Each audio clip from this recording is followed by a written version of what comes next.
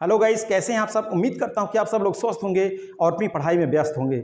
यदि आप TGT PGT की तैयारी कर रहे हैं तो आज का यह लेक्चर आपके लिए बहुत ज़्यादा महत्वपूर्ण है। वरना आप अधे अधूरे मन से तैयारी कर रहे हैं तो कोई बात नहीं, वीडियो को तुरंत छोड़ भी सकते हैं। वरना अगर आपके अंदर जिद्दोजिहाद है, अगर आप एकदम बिल्कुल जुट चुके हैं कि हमको एग्जाम क्रैक करना ही है, तो यह वीडियो अंत तक आज जरूर देख लीजिएगा, क्योंकि आपकी थोड़ी सी चेहरे की तस्वीर बदल सकती है। देखिए, आज मैं कुछ ऐसे पॉइंट्स लेकर के आया हूं कि एग्जाम क्रैक करने के कितने फंडे होते हैं, कितने तरीके होते हैं और किस किस हिसाब से आप पढ़ते हैं। एक बात सच है कि जब परीक्षा नज़दीक आती है उस समय आपके अंदर थोड़ा सा आग जलना शुरू हो जाती है और आपको ऐसा लगता है कि हम कहाँ से क्वेश्चन कलेक्ट कर लें कि हमारा डायरेक्ट एग्जाम में वही क्वेश्चन फंस जाए। या हम नोट्स कहाँ से पढ़ लें, इतना ढेर सारा सिलेबस है, किन किन किताबों को पढ़ें, किताबों को पढ़ेंगे तो हमारा समय पूरा व्यर्थ हो जाएगा। कोई शॉर्टकट का नोट मिल जाए तो हम आप आज जो बात करने वाले हैं इन्हीं सब बात पर बात करने वाले हैं। देखिए, मैं आपको बता दूं, आप सभी में से जितने भी लोग हैं सभी लोग टीचर हैं। हाँ, ये बात थोड़ा सा अलग है कि कुछ लोगों के सरकारी मुहर लग जाते हैं और कुछ लोगों को भी वो मुहर नहीं लगे हैं। वही मुहर लगाने के लिए आप प्रयासरत रहते हैं। बाकी आप में और उनमें कोई विशेष डिफरेंट नहीं होता है, कोई विशेष जो है दूरी नहीं होती है।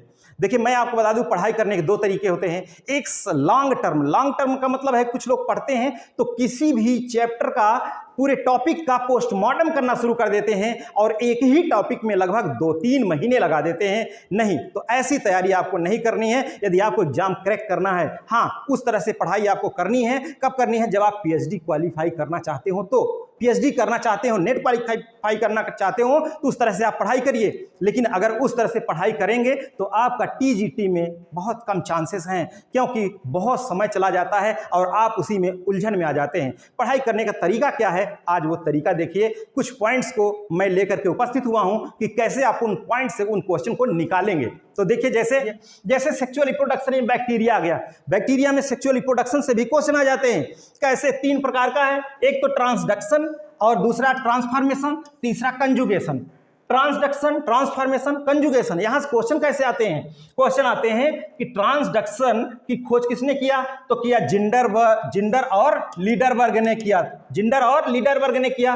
और किसमें? साल्मोनेला टाइफीमेरियम में किया। और वहीं पर ट्रांसफॉर्मेशन की खोज किसने किया? ये किया ग्रिफिथ ने। किसने? ग्रिफिथ में। किसमें? न्यूमोनिया, डिप्लोकोकस न्यूमोनिया में किया। किसकी? ट्रांसफॉर्मेशन प्रक्रिया की, अर्थात जो सेक्सुअल रिप्रोडक्शन किसमें होता है? बैक्टीरिया में।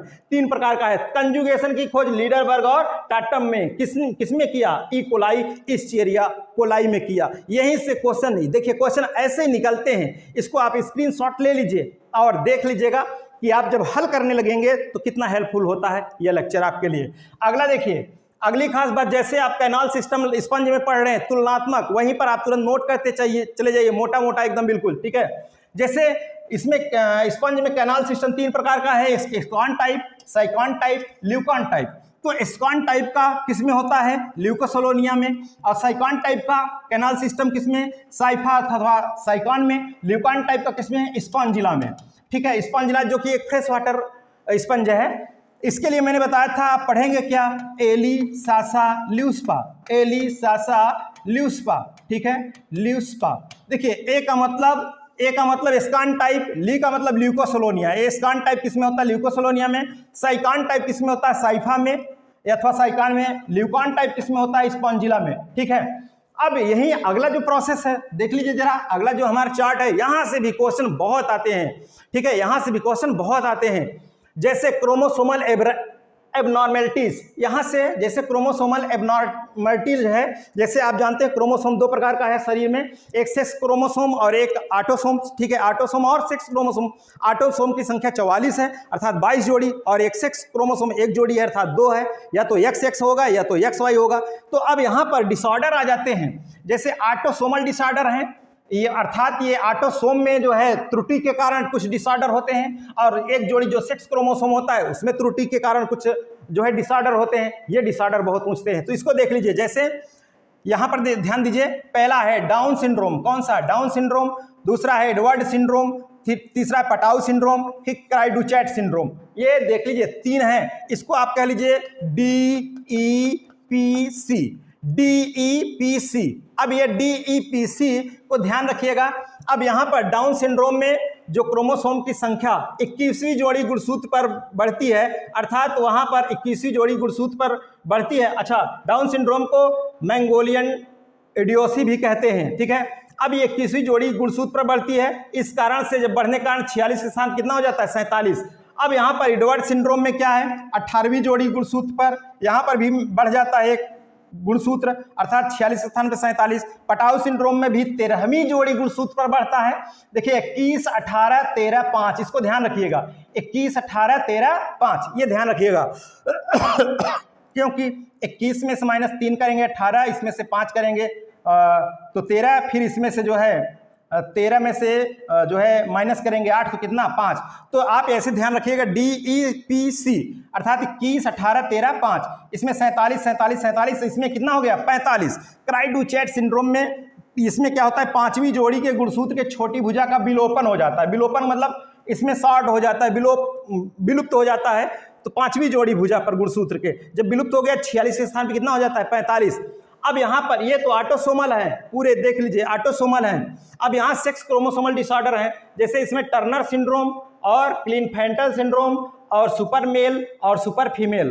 तो टर्नर सिंड्रोम में देख लीजिए जरा, टर्नर सिंड्रोम इसमें क्या हो जाता है, एक गुणसूत्र कम हो जाता है 44 प्लस एक्स जो है इसमें सेक्स क्रोमोसोम कम हो जाता है तो 45 हो गया। क्लिनफेंटल में क्या होता है कि एक बढ़ जाता है, XXY हो जाता है। XX देखिए XX फीमेल का करेक्टर है, XY मेल का, तो इसमें मेल फीमेल दोनों की तरह अपीयर होने लगता है, ठीक है, अगर क्लिनफेल्टर सिंड्रोम होगा तो। अब यहाँ पर कितना हो जाता है 47 गुणसूत्र। सुपर मेल में कितने 47, 48, 49 तक हो जाते हैं। सुपर फीमेल में कितने 47 हो सकते हैं। तो आप ध्यान रखिएगा DECP, इसको ध्यान रखिएगा टर्नर सिंड्रोम, और इसमें बार बॉडी की संख्या 0 होती है टर्नर में। देखिए T का कोड होता है 20, आप अगर रीजनिंग पढ़ रहे हो तो इसका कोड 20 होता है, इसका कोड किंग 11, ठीक है, T20 किंग 11।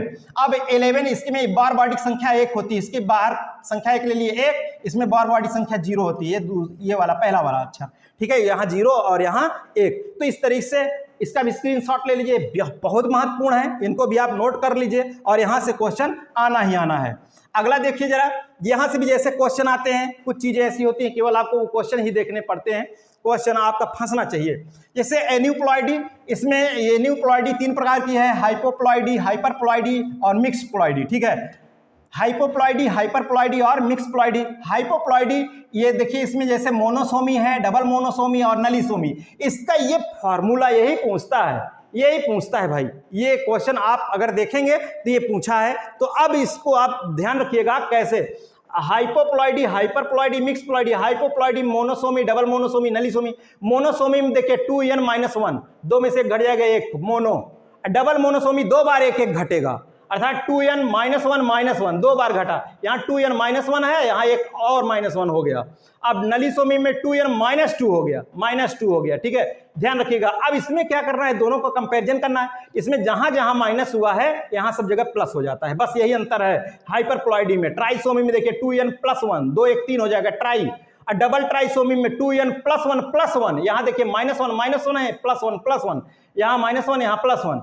अब टेट्रासोमी में 2n, यहाँ +2 हो गया, यहाँ क्या था 2n-2 था, 2n+2 हो गया। अब मिक्स्ड, दोनों मिक्स्ड हो जाता है, एक प्लस माइनस दोनों होगा, तो 2n-a और -b, अर्थात 1a एंड 1b। इस तरीके से ये आप जरूर ध्यान रखिएगा इसको, ठीक है, ये अभी क्वेश्चन आ जाता है, ठीक है। अब यहीं पर हम आपको बता दें, इस तरीके से जो क्वेश्चन आते हैं, इस तरह के क्वेश्चन आप के लिए बहुत महत्वपूर्ण है, जो कि एग्जाम के दृष्टिकोण से काफी ज्यादा महत्वपूर्ण है दोस्त, ठीक है। अगर आप परीक्षा की तैयारी कर रहे हैं तो इस तरीके से अगर आप प्रश्न की तैयारी कर रहे हैं, चार्ट बना करके कंपैरिजन करके पढ़ रहे हैं, जैसे आपका फैमिली पढ़ना है, फैमिली पढ़ते 16 फैमिली है आपकी, उसमें जो है मोनोकार्ड की कितनी है और डाई कार्ड की कितनी है। मोनोकार्ड की 3 है, वही रखनी है 3 है, तो उन तीनों को आप अलग कर लीजिए कंपैरिजन करके, और जो डाई कार्ड की है उनको अलग कर लीजिए। देखिए सब जो है आपका क्लियर हो जाएगा। जैसे मैं आपसे कह दूंगा कि बताइए पापावेरेसी फैमिली में कौन सा प्लेसेंटेशन होता है, तो उसके लिए ट्रिक बनाएंगे आप क्या, पापा की परी का मतलब है, परी का मतलब पेराइटल प्लेसेंटेशन और पापा का मतलब पापावेरेसी, ठीक है। तो चलिए फिलहाल अगर आपको इस तरीके से वीडियो अच्छा लगा तो आप हमारे चैनल को सब्सक्राइब कर लीजिए और थोड़ा सा शेयर भी कर दीजिए और लाइक कर दीजिए। चलिए इसी तरीके से वीडियो हम आपके लिए लाते रहेंगे। ओके, थैंक यू, जय हिंद।